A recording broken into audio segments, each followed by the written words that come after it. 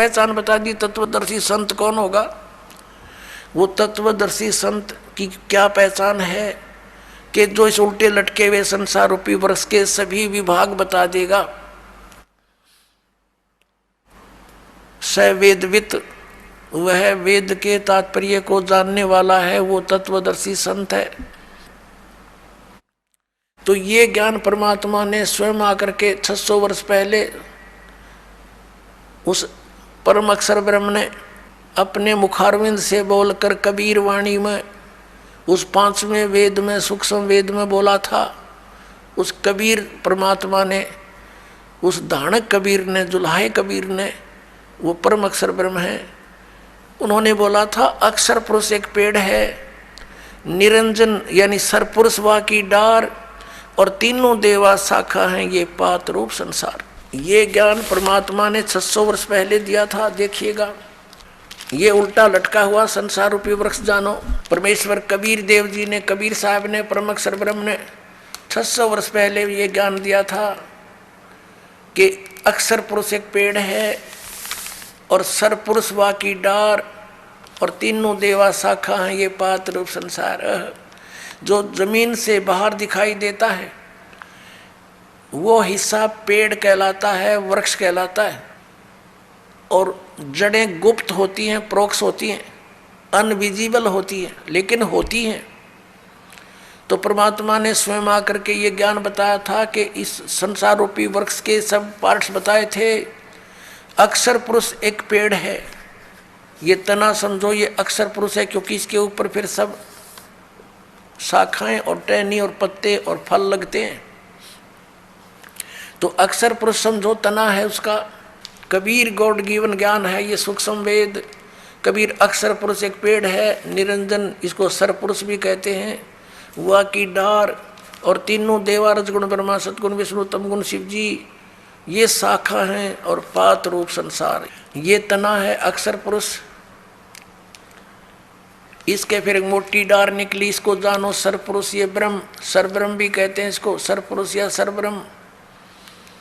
ज्योत निरंजन भी इसी का, इसको कहते हैं, काल भी इसी को कहते हैं। और इसकी 3 शाखाएं फिर निकली, रजगुण ब्रह्मा, सतगुण विष्णु और तमगुण महेश यानी शिव, और पात रूप संसारे।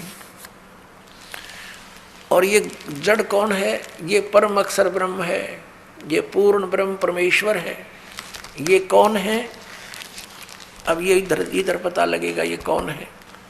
ये पूर्ण ब्रह्म कबीर साहब, ये कबीर देव हैं, वो काशी वाले कबीर जिसको जुल्हा कबीर, धाणक कबीर एक कवि की संज्ञा दे के छोड़ दिया था। ज्ञानता से लाल को एक कौड़ी मान रखा था। इस दास ने इस लाल को परखा है और आपके सामने रखा है। अब यहाँ प्रसंग आया है कि जो उल्टे लटके हुए संसार रूपी वृक्ष के सर्व विभागों को भिन्न भिन्न बता देगा। स वेदवित, वो वेद के तात्पर्य को जानने वाला है, वो तत्वदर्शी संत है। अब तत्वदर्शी संत की भूमिका करने के लिए स्वयं परमेश्वर आते हैं, सचखंड से चलकर आते हैं, सतलोक से, तीसरे मुक्ति धाम से, उस ध्रुवलोक के तीसरे पृष्ठ पर परमात्मा स्वयं विराजमान है, एक देशीय है, साकार है, मनुष्य दृश्य है।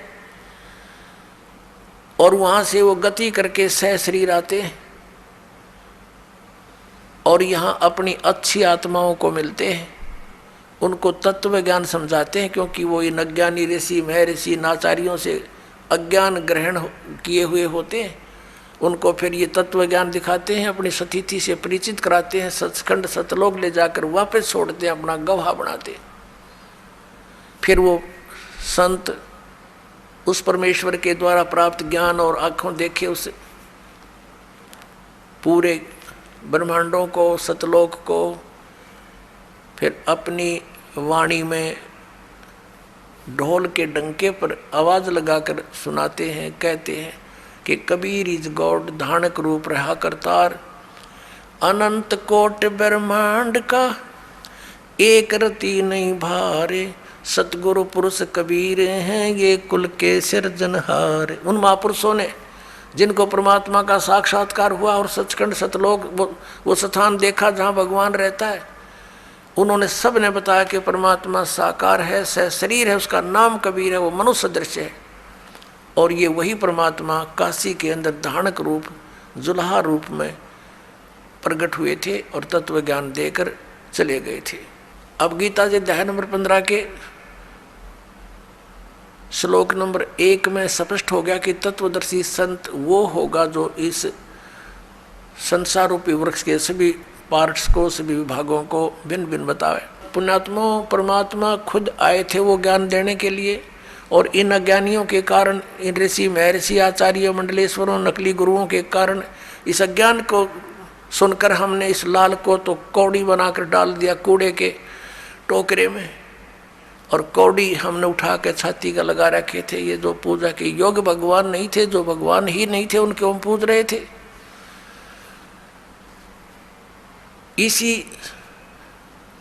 15वें अध्याय के 1 से लेकर 4 का निष्कर्ष है कि अक्षर पुरुष एक पेड़ है, निरंजन वा की डार, तीनों देवा रजगुण ब्रह्मा सतगुण विष्णु तम गुण शिव जी ये शाखा है, और पात रूप संसार हम नीचे हैं, हम पात रूप में। और परमात्मा मूल कौन है? वो परमाक्षर ब्रह्म है।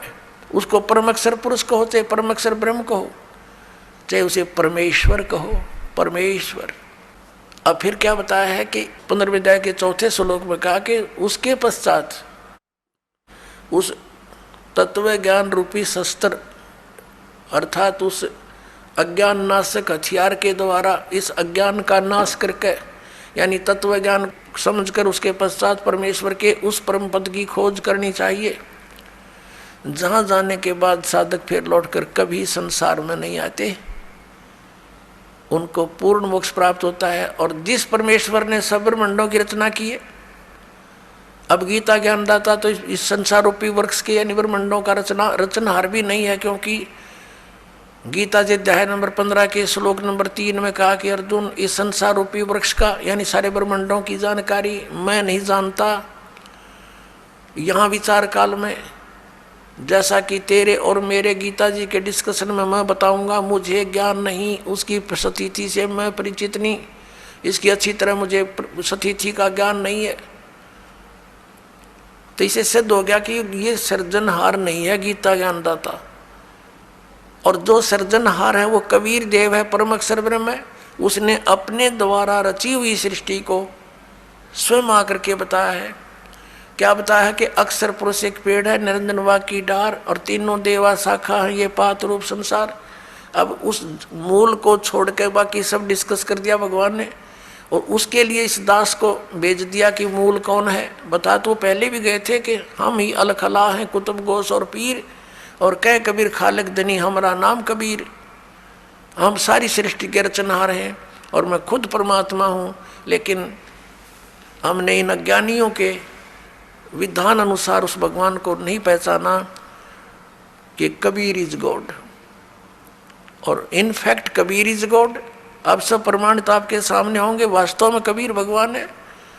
तो पुणात्मा हमने भगवान चाहिए, और सदग्रंथों में प्रमाणित वही भगवान जो हमारे सदग्रंथ वेद और गीता जो बताती है, उसमें जो प्रमाण है वही गॉड। उसके लक्षण मिलते हैं वो भगवान, वो गॉड, और उससे लक्षण नहीं मिलते तो गॉड नहीं है। तो फिर हमने उसकी आवश्यकता क्या है?